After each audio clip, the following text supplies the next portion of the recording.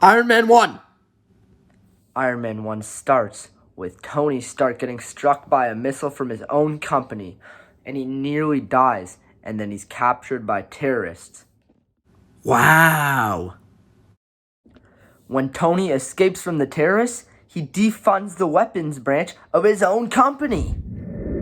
This guy, who's a money-hungry board member, plots to kill Tony because he's very angry about the defunding of the weapons branch of the company. The movie ends with one final fight between the two.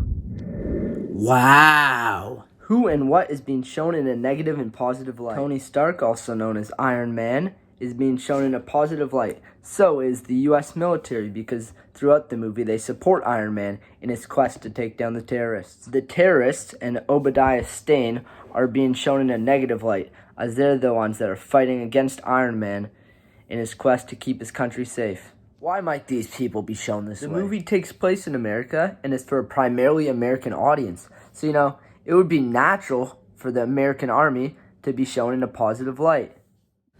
Everybody loves to see a hero, and Iron Man is somebody that fights for his country.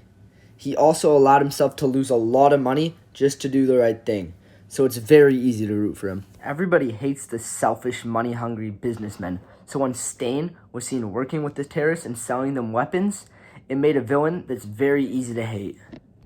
This movie was made when Al-Qaeda was still a prominent figure in the media, so the terrorists were made to closely resemble Al-Qaeda, so it was easier for them to hate. And when a hero like Iron Man was seen defeating them, it made it so much more satisfying just based on what was prominent in the media at the time. What is the purpose of the movie?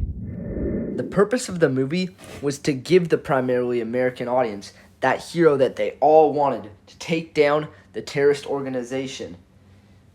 This gave the audience a story that they want to watch over and over again, maybe even recommend it to a friend, which obviously gave more profit to the people that made the movie. This media is worth examining because it did a lot of things.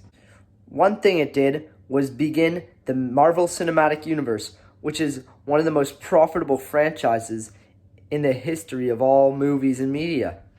This movie somewhat set the tone for the Marvel Cinematic Universe, and you can see remnants of it in every single one of the movies in the series. This movie should also be examined because it does something that not all movies can do, which is make a connection to, the things that are actually happening in the world at the time. This movie does that by creating the connection between the terrorist organization in the movie and Al-Qaeda, which was a very relevant terrorist organization at the time, which you guys all know. Overall, this movie does a great job of connecting to real life and also giving people that hero figure that they all want.